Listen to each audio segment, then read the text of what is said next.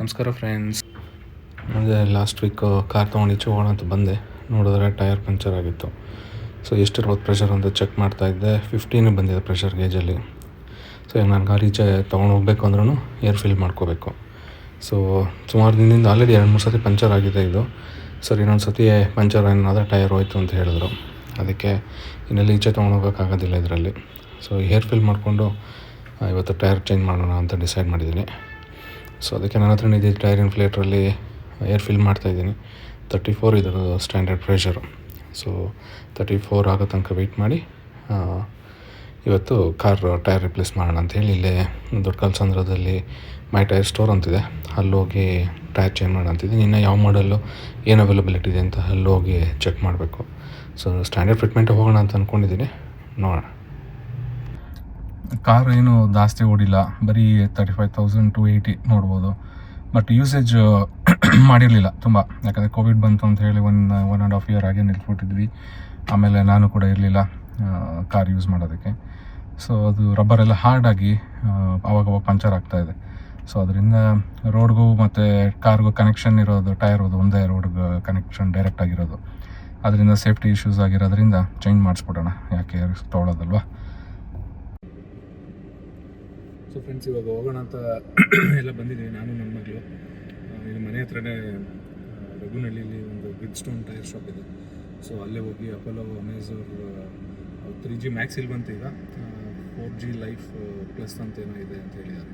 So ಹೋಗಿ ಅದನ್ನೇ ಹಾಕ್ಸೋಣ ಅಂತಿದ್ದೀವಿ. Tyre specification ಬಂದು 165 R14.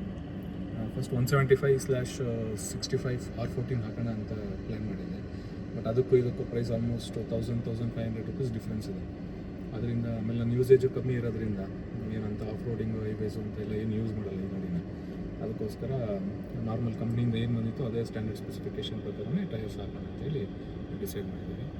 ಅಲ್ಲಿ ಹೋಗಿ ನಿಮಗೆ ಟೈರ್ ಹೇಗೆ ಚೇಂಜ್ ಮಾಡ್ತಾರೆ, ಆಮೇಲಿಂದ ಏನೇನು ಪ್ರೊಸೀಜರ್ ಇದೆ, ಜೊತೆಗೆ ಏನಾದರೂ ಸರ್ವಿಸಸ್ ಫ್ರೀ ಕೊಡ್ತಾರೆ ಇಲ್ಲೋ ಗೊತ್ತಿಲ್ಲ, ಅಲ್ಲಿ ಹೋಗಿ ಮಾತಾಡಿ ನಿಮಗೆ ಅಪ್ಡೇಟ್.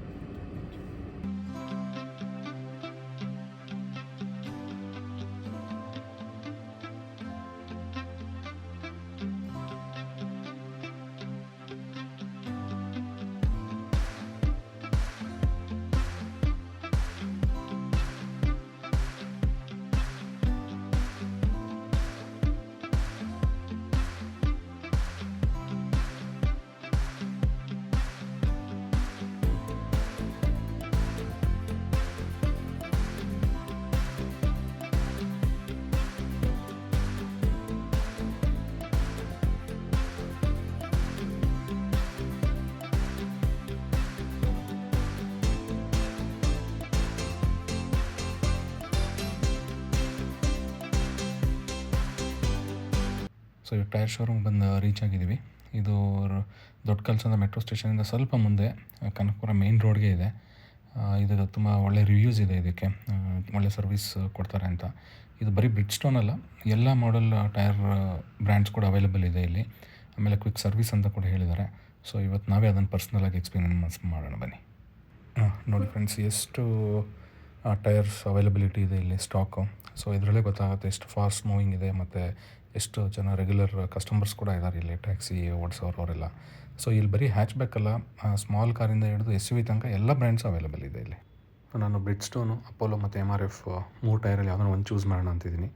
ಸೊ ಅವ್ರು ಹೇಳಿದ್ದು ಬ್ರಿಡ್ ಸ್ಟೋನ್ 5,500, ಅಪೋಲೋ 4,500 ಮತ್ತು MRF ಅದು ಅದೇ ರೇಟೇ ಬರುತ್ತೆ ಅಂತ. ಸೊ ಬ್ರಿಡ್ ಸ್ಟೋನಲ್ಲಿ 165/65 R14 79H ರೇಟಿಂಗ್ ಅವೈಲೇಬಲ್ ಇದೆ. ಸೊ 79H ಅಂತ ಏನು ಹೇಳಿದ್ರೆ ಅದು ಲೋಡ್ ಬೇರಿಂಗ್ ಮತ್ತು ಸ್ಪೀಡ್ ಕೆಪಾಸಿಟಿ ಅಂತ. ಸೊ ಅದರದ್ದು ಚಾರ್ಟ್ ಗೂಗಲಲ್ಲಿ ಈಸಿಯಾಗಿ ಸಿಗುತ್ತೆ, ಯಾರು ಬೇಕಾದ್ರೂ ನೋಡಿ. ಆಮೇಲಿಂದ ಇವರು ಹೇಳಿದ್ದು ಬ್ರಿಡ್ ಸ್ಟೋನ್ ಯೂಸ್ ಮಾಡೋಂಗಿದ್ರೆ ಹೈವೇ ಜಾಸ್ತಿ ಇದ್ದರೆ ಬ್ರಿಡ್ ಸ್ಟೋನ್ ಹೋಗಿ, ಇಲ್ಲ ಸಿಟಿದಲ್ಲೇ ಯೂಸ್ ಮಾಡೋದಿದ್ರೆ ನೀವು ಅಪೋಲೋ ಮತ್ತು MRF ಎರಡರಲ್ಲಿ ಯಾವುದಕ್ಕೂ ಹೋಗ್ಬೋದು ಅಂತ ಹೇಳಿದ್ರು. ಸೊ ನಾನು ಅದಕ್ಕೆ ಈ ಸತಿ ಬ್ರಿಡ್ ಸ್ಟೋನ್ಗೆ ಹೋಗಲ್ಲ, ಅಪೋಲೋಗೆ ಹೋಗೋಣ ಅಂತ ಡಿಸೈಡ್ ಮಾಡಿದ್ದೀನಿ. ಪಾಸ್ ಮಾಡಿಕೊಂಡು ಪ್ರೈಸ್ ಚಾರ್ಟ್ಸ್ ನೋಡ್ಕೊಳ್ಳಿ, ಎರಡರದ್ದು ಹಾಕಿದ್ದೀನಿ. ಸೊ ಟೈರ್ ಪರ್ಚೇಸ್ ಮಾಡೋಕ್ಕೆ ಮುಂಚೆ ಯಾವಾಗಲೂ ಆ ಟೈರ್ ಯಾವ ಮಂತಲ್ಲಿ ಮತ್ತು ಇಯರಲ್ಲಿ ಮ್ಯಾನುಫ್ಯಾಕ್ಚರ್ ಆಗಿದೆ ಅಂತ ನೋಡಬೇಕು. ತುಂಬ ಹಳೇ ಮ್ಯಾನುಫ್ಯಾಕ್ಚರ್ ಆಗಿರೋ ಟೈರ್ ತೊಗೊಬಾರ್ದು, ಯಾಕಂದರೆ ಅದರ ಲೈಫ್ ಆಲ್ರೆಡಿ ಹಾರ್ಡ್ ಆಗಿಬಿಟ್ಟಿರುತ್ತೆ ರಬ್ಬರೆಲ್ಲ ಯೂಸ್ ಮಾಡ್ದಿರೋ ಇದ್ದರೆ. ಸೊ ಅದಕ್ಕೆ ಇಲ್ಲಿ ನೋಡಿದ್ರೆ 4324 ಅಂತ ಇದೆ, ಅಂದರೆ 43rd. ಸೊ ಅದರ ಅರ್ಥ ಇದು ನವಂಬರಲ್ಲಿ ಮ್ಯಾನುಫ್ಯಾಕ್ಚರ್ ಆಗಿರೋದು ಅಂತ ಹೇಳಿ. ಸೊ ಇದು ಜಸ್ಟ್ 1 month ಆಗಿರೋದ್ರಿಂದ ಅದನ್ನು ನಾವು ಕನ್ಸಿಡರ್ ಮಾಡಿ ಯೂಸ್ ಮಾಡ್ಬೋದು. ಇವಾಗ ಬಂದು ಟೈರ್ ರಿಪ್ಲೇಸ್ ಮಾಡೋಕ್ಕೆ ಸ್ಟಾರ್ಟ್ ಮಾಡಿದ್ದಾರೆ. So first right side 2 wheel ತೆಗೆದು ಅದನ್ನು ಹಳೆ ಟೈರ್ನೆಲ್ಲ ಬಿಚ್ಚಿ ಹೊಸ ಟೈರ್ ಹಾಕಿ ವೀಲ್ ಬ್ಯಾಲೆನ್ಸಿಂಗ್ ರಿಕ್ವೈರ್ಮೆಂಟ್ ಇದ್ದರೆ ವೀಲ್ ಬ್ಯಾಲೆನ್ಸಿಂಗ್ ಮಾಡಿ ರೈಟ್ ಸೈಡ್ ಫಿಟ್ ಮಾಡಿದ್ಮೇಲೆ ಮತ್ತು ಲೆಫ್ಟ್ ಸೈಡಲ್ಲಿರೋ 2 ವೀಲ್ ತೆಗೆದು ಸೇಮ್ ಅದೇ ಥರ ವೀಲ್ ಬ್ಯಾಲೆನ್ಸಿಂಗ್ ಮಾಡಿ ತಂದು ಫಿಟ್ ಮಾಡ್ತಾರೆ. ಅದಾದಮೇಲಿಂದ 4 ಟೈರ್ ಫಿಟ್ ಆದಮೇಲೆ ವೀಲ್ ಇದು ಅಲೈನ್ಮೆಂಟ್ ಮಾಡ್ತಾರೆ. ಅಲೈನ್ಮೆಂಟ್ ಏನಾದ್ರು ಚೇಂಜಸ್ ಇದ್ದರೆ ಅಲೈನ್ಮೆಂಟ್ ಮಾಡಿ ಫಿಟ್ ಮಾಡಿಕೊಡ್ತಾರೆ. ಸೊ ತುಂಬ ಕ್ವಿಕ್ಕಾಗಿ ಮಾಡಿಕೊಟ್ರು ಸರ್ವಿಸಸ್ ಎಲ್ಲ. ಆಲ್ಮೋಸ್ಟ್ 1 ಅವರಲ್ಲೇ ನನಗೆ ಹಳೆ ಟೈರ್ ತೆಗೆದು ಹೊಸ ಟೈರ್ ಹಾಕಿ ವೀಲ್ ಬ್ಯಾಲೆನ್ಸಿಂಗ್ ಮಾಡಿ ವೀಲ್ ಅಲೈನ್ಮೆಂಟ್ ಮಾಡಿ ಕೊಟ್ಟರು. ಸೊ ಇದು ಎಕ್ಸ್ಟ್ರಾ ಆಗುತ್ತೆ, ಇದು ಟೈರ್ ಪ್ರೈಸಸಲ್ಲಿ ಇನ್ಕ್ಲೂಡ್ ಆಗಿರೋದಿಲ್ಲ. ಸೊ ಅದಕ್ಕೆ ಒಂದು ರೀಸನಬಲ್ ಆಗಿ ಮಾಡಿಕೊಡ್ತೀನಿ ಅಂತ ಹೇಳಿದ್ದಾರೆ. ಸೊ ಫೈನಲಾಗಿ ಬಿಲ್ ಕೊಟ್ಟಾಗ ಗೊತ್ತಾಗುತ್ತೆ, ನೋಡೋಣ ಆವಾಗ ಎಷ್ಟು ಚಾರ್ಜ್ ಮಾಡಿದ್ದಾರೆ ಏನು ಅಂತ. ಬಟ್ ಸರ್ವಿಸ್ ಮಾತ್ರ ತುಂಬ ಚೆನ್ನಾಗಿತ್ತು. ಬನ್ನಿ ಇವಾಗ ಹಳೆ ಟೈರ್ ತೆಗೆದು ಹೊಸ ಟೈರ್ ಹೆಂಗೆ ಫಿಟ್ ಮಾಡ್ತಾರೆ ಅಂತ ನೋಡೋಣ. ಎಲ್ಲ ಮಿಷಿನ್ಸ್ ಇದೆ, ಕೈಯಲ್ಲಿ ಟೂಲ್ಸಲ್ಲಿ ನಿಮ್ಮ ಅಲಾಯ್ ವೀಲ್ ಅದೆಲ್ಲ ಸ್ಕ್ರ್ಯಾಚ್ ಆಗುತ್ತೆ ಅನ್ನೋ ಏನು ಯೋಚನೆಯೂ ಬೇಡ. ಎಲ್ಲ ಎಕ್ವಿಪ್ಮೆಂಟ್ಸ್ ಇಟ್ಕೊಂಡಿದ್ದಾರೆ. ಎಲ್ಲ ಆಟೋಮೆಟಿಕ್ಕಾಗಿ ನಿಮ್ಮ ಹಳೆ ಟೈರ್ ತೆಗೆದು ಹೊಸ ಟೈರ್ ಹಾಕಿ ಅದಕ್ಕೆ ಹೇರ್ ಫಿಲ್ ಮಾಡಿ ನೈಟ್ರೋಜನ್ ಗ್ಯಾಸ್ ಫಿಲ್ ಮಾಡಿಕೊಡ್ತಾರೆ. ಅದಾದಮೇಲೆ ಪ್ರತಿಯೊಂದು ಟೈರ್ಗೂ ವೀಲ್ ಬ್ಯಾಲೆನ್ಸಿಂಗ್ ಎಲ್ಲ ಮಾಡಿಕೊಡ್ತಾರೆ. ಸೊ ಎಲ್ಲ ಇಲ್ಲಿ ಆಟೋಮೆಟಿಕ್ ಆಗಿರೋದ್ರಿಂದ ನೀವು ನಿಮ್ಮ ಕಾರ್ಗೆ ಯಾವುದೇ ಥರದ ಡ್ಯಾಮೇಜ್ ಆಗೋದಾಗಲಿ ಅಲಾಯ್ ವೀಲ್ ಮೇಲೆ ಸ್ಕ್ರ್ಯಾಚಸ್ ಬರೋದಾಗಲಿ ಅವೆಲ್ಲ ಏನೂ ಇರೋದಿಲ್ಲ. ನೀವೇ ನೋಡ್ಬೋದು ಎಷ್ಟು ಚೆನ್ನಾಗಿ ಪ್ರೊಫೆಷ್ನಲಾಗಿ ಮಾಡ್ತಾಯಿದ್ದಾರೆ ಎಲ್ಲ ಅಂತ. ಬನ್ನಿ ಇವಾಗ ನಾನು ಮಾತು ನಿಲ್ಲಿಸಿ ಕೆಲಸ ಹೇಗೆ ಮಾಡ್ತಾರೆ ಅಂತ ನೋಡೋಣ.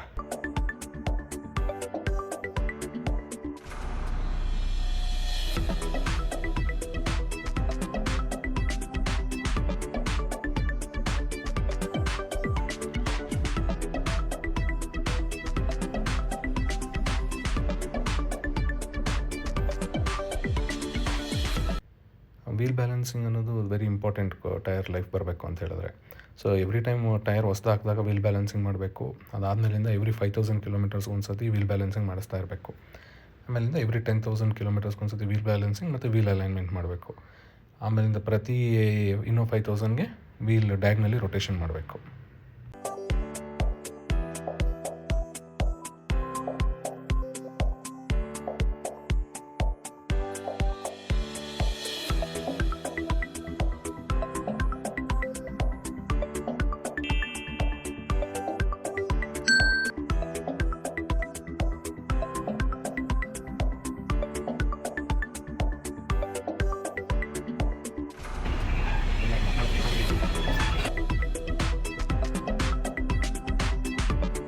ಸೊ ಇವಾಗ 4 ಟೈರು ಹೊಸದು ಹಾಕಿ ಅದನ್ನು ವೀಲ್ ಬ್ಯಾಲೆನ್ಸಿಂಗ್ ಮಾಡಿದ್ದಾರೆ. ಸೊ ಇವಾಗ ಅದನ್ನು ವೀಲ್ ಅಲೈನ್ಮೆಂಟ್ಗೆ ತೊಗೊಂಡೋಗ್ತಾ ಇದ್ದೀವಿ. ಸೊ ಏನೇನು ವೀಲ್ ಅಲೈನ್ಮೆಂಟಲ್ಲೇ ವೇರಿಯೇಷನ್ಸ್ ಇದ್ದರೆ ಅದನ್ನು ಸರಿ ಮಾಡಿ ಆಮೇಲಿಂದ ಕಾರ್ನ ಒಂದು ಸತಿ ಟೆಸ್ಟ್ ಡ್ರೈವ್ ಮಾಡಿ ಕೊಡ್ತಾರೆ. ಬನ್ನಿ ವೀಲ್ ಅಲೈನ್ಮೆಂಟ್ ಹೇಗೆ ಮಾಡ್ತಾರೆ ನೋಡೋಣ. ಫುಲ್ ಡೀಟೇಲಾಗಿ ತೋರಿಸಿದ್ದೀನಿ. ಆ್ಯಕ್ಚುಲಿ ವೀಲ್ ಅಲೈನ್ಮೆಂಟ್ ಪ್ರೊಸೀಜರ್ ಬಂದು ಫ್ರಂಟ್ ವೀಲಲ್ಲಿ ಮಾತ್ರ ಅಡ್ಜಸ್ಟ್ಮೆಂಟ್ ಇರೋದು, ರೇರ್ ವೀಲಲ್ಲಿ ಏನು ಅಡ್ಜಸ್ಟ್ ಮಾಡೋಕ್ಕಾಗೋದಿಲ್ಲ. ಸೊ ಈ ಡಿವೈಸಲ್ಲಿ ಕಾರ್ ನಿಲ್ಲಿಸಿ ಅದಕ್ಕೆಲ್ಲ ಸೆನ್ಸರ್ ಫಿಟ್ ಮಾಡ್ತಾರೆ. ಫಿಟ್ ಮಾಡಿದ್ಮೇಲೆ ಅದು ನಿಮ್ಗೆ ಹೇಳುತ್ತೆ ಎಲ್ಲಿ ವೇರಿಯೇಷನ್ ಇದೆ ಅಂತ ಹೇಳಿ. ಸೊ ಅದ್ರ ಪ್ರಕಾರ ಅವ್ರು ಕೆಳಗಡೆ ಹೋಗಿ 2 ವೀಲ್ ಹತ್ರ ಆ್ಯಕ್ಸಿಲಲ್ಲಿ ನಿಮಗೆ ಒಂದು ನೆಟ್ ಕೊಟ್ಟಿರ್ತಾರೆ. ಆ ನೆಟ್ಟನ್ನು ಅಡ್ಜಸ್ಟ್ ಮಾಡಬೇಕು ವೀಲ್ ಅಲೈನ್ ಆಗೋದಕ್ಕೆ. So front wheel back wheel 2 align ಆಗಿರುತ್ತೆ. ಸೊ ಸವಿಯಬೇಕಾದ್ರೆ ಓಡಬೇಕಾದ್ರೆ ಸವಿಯುತ್ತಲ್ಲ, ಆವಾಗ ಅದು ಒಳಗಡೆ ಇಂಟೀರಿಯರ್ ವಾಲ್ ಸವಿಯೋದು ಅಥವಾ ಎಕ್ಸ್ಟೀರಿಯರ್ ಒಂದು ಕಡೆ ಸವಿಯೋದು ಅನ್ನೀವನ್ನಾಗಿ ವೇರ್ ಆಗೋದು ಅವಾಯ್ಡ್ ಆಗುತ್ತೆ. ಬನ್ನಿ ಎಲ್ಲ ಡೀಟೇಲಾಗಿ ನೋಡೋಣ ಎಷ್ಟು ಕ್ಲೀನಾಗಿ ಮಾಡಿಕೊಡ್ತಾರೆ ಅಂತ.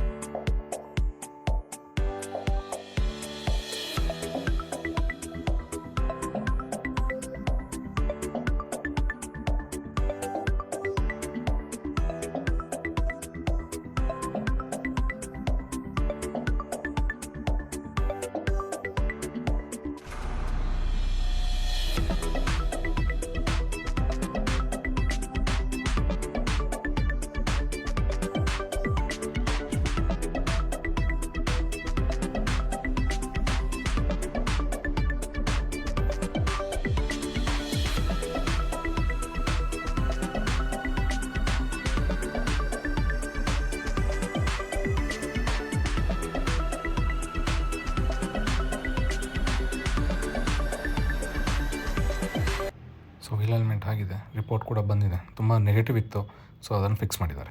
ಸೊ ಫೈನಲ್ ಬಿಲ್ ಬಂದಿದೆ ನನ್ನ ಕೈಗೆ. ಸೊ ಬನ್ನಿ ಇವಾಗ ಇಂಡಿವಿಜುವಲ್ ಟೈರ್ ಕಾಸ್ಟ್ ಎಷ್ಟಾಗಿದೆ ಮತ್ತು ಇನ್ಸ್ಟಾಲೇಷನ್ನು ಫಿಟ್ಟಿಂಗ್ ಚಾರ್ಜಸ್ ಎಲ್ಲ ಏನಾಗಿದೆ ಅಂತ ಚೆಕ್ ಮಾಡೋಣ. ಸೊ ಸೊ ಇಲ್ಲಿ ನೋಡ್ತಾ ಇರ್ಬೋದು ಇಂಡಿವಿಜುವಲ್ ಟೈರ್ ಕಾಸ್ಟು 3500 ಚೇಂಜ್ ಆಗಿದೆ, ಅದು ಬಿಫೋರ್ ಟ್ಯಾಕ್ಸು. ಆಮೇಲೆ ಇನ್ಸ್ಟಾಲೇಷನ್ ಚಾರ್ಜಸ್ಸು 850 ರುಪೀಸ್ ಮಾಡಿದ್ದಾರೆ. ಸೊ ಒಟ್ಟು 19,000 ಚಿಲ್ಲರೆ ಆಗಿದೆ 4 ಟೈರ್ಗೆ. ಸೊ ಅವಾಗ ಇಂಡಿವಿಜುವಲ್ ಟೈರ್ ಕಾಸ್ಟ್ ಬಂದು 4,750 ಆಗುತ್ತೆ. ಸೊ ನಾನು ಆನ್ಲೈನಲ್ಲೂ ಕೂಡ ಚೆಕ್ ಮಾಡಿದ್ದೀನಿ. ಸೊ ಆಲ್ಮೋಸ್ಟ್ ಇದೇ ಕಾಸ್ಟ್ ಇರುತ್ತೆ. ಬಟ್ ನಮ್ಗೆ ಆನ್ಲೈನಲ್ಲಿ ತೊಗೊಂಡಾಗ ಗ್ಯಾರಂಟಿ ಸಿಗೋದಿಲ್ಲ. ನಾಳೆ ಏನಾದ್ರು ತೊಂದರೆ ಆದ್ರೂ ಯಾರನ್ನ ಒಬ್ಬನ ಹೋಗಿ ಕೇಳೋದಕ್ಕೆ ಆಗೋದಿಲ್ಲ. So I think this is reasonable deal. ಆಮೇಲೆ ಸರ್ವಿಸ್ ತುಂಬ ಚೆನ್ನಾಗಿದೆ ಎಲ್ಲದಕ್ಕಿಂತ. ಸೊ ನಾನು ಹೈಲಿ ರೆಕಮೆಂಡ್ ಮಾಡ್ತೀನಿ, ಎಲ್ಲರೂ ಒಂದು ಸತಿ ಬಂದು ಇಲ್ಲಿ ಟ್ರೈ ಮಾಡಿ. ಸರ್ವಿಸ್ ತುಂಬ ಚೆನ್ನಾಗಿದೆ. ಆಮೇಲಿಂದ ಸ್ಟಾಫು ಕೂಡ ತುಂಬ ಪ್ರೊಫೆಷ್ನಲ್ಲು ಮತ್ತು ಹೆಲ್ಪಿಂಗ್ ಆಗಿದ್ದಾರೆ. ನಿಮ್ಗೆ ಈ ವಿಡಿಯೋ ಇಷ್ಟ ಆಗಿದರೆ ಲೈಕ್, ಶೇರ್ ಆ್ಯಂಡ್ ಸಬ್ಸ್ಕ್ರೈಬ್ ಮಾಡಿ. Thank you.